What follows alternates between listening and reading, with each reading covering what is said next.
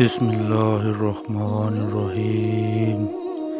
تمام دوست ایک مرتبہ درود پاک پڑھ لیں۔ فحاشہ عورت اور فقیر کا واقعہ۔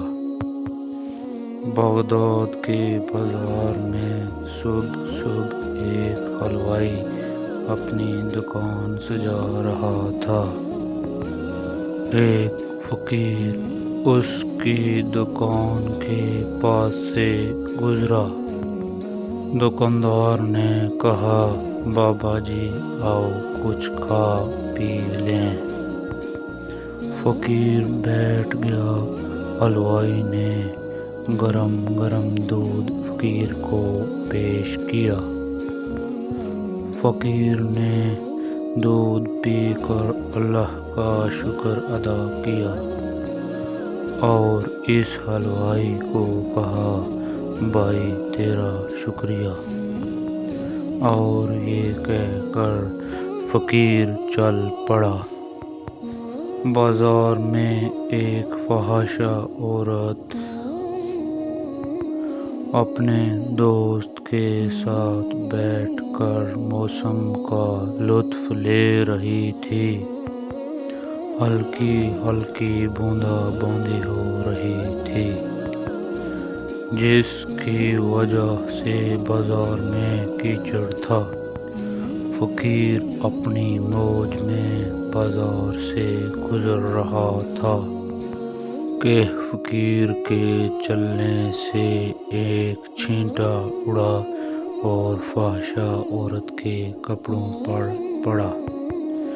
جب یہ منظر اس فحاشہ عورت کے دوست نے دیکھا تو اسے بہت غصہ آیا اور وہ اٹھا اور فقیر کے منہ پر تھپڑ مارا اور کہا، فقیر بنے پھرتے ہو، چلنے پھرنے کی تمیز نہیں ہے۔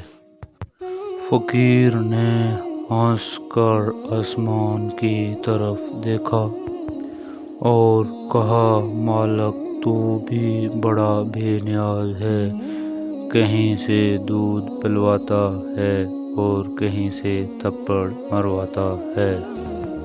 یہ کہہ کر فقیر آگے چل پڑا۔ فحاشہ عورت چھت پر جا رہی ہوتی ہے تو اس کا پاؤں پھسلتا ہے اور زمین پر سر کے بل گر پڑتی ہے۔ اس کو ایسی شدید چوٹ لگتی ہے کہ موقع پر فوت ہو جاتی ہے۔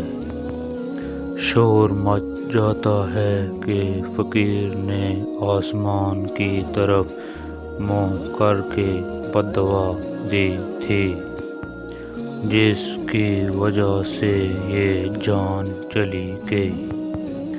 فقیر ابھی بازار کے دوسرے کنارے پر نہیں پہنچ پایا تھا کہ اس فحاشہ عورت کے دوست نے فقیر کو پکڑ لیا کہ بڑے فقیر بنے پھرتے ہو، حوصلہ بھی نہیں رکھتے۔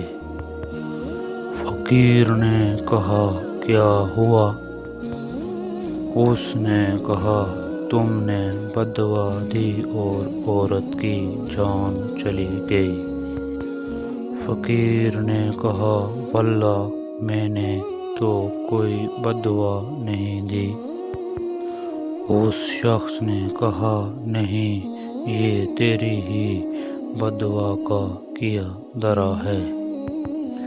جب اس نے ضد کی تو فقیر نے کہا، اگر اصل بات پوچھتے ہو تو میں بتاتا ہوں کہ میں نے کوئی بد دعا نہیں کی۔ یہ یاروں کی لڑائی ہے۔ لوگوں نے کہا، وہ کیسے؟ فقیر نے کہا، جب میں گزر رہا تھا تو میرے پاؤں سے چھینٹا اڑا اور اس عورت کے لباس پر پڑا تو اس کے یار کو غصہ آیا اور مجھے مارا، تو پھر میرے یار کو غصہ آ گیا۔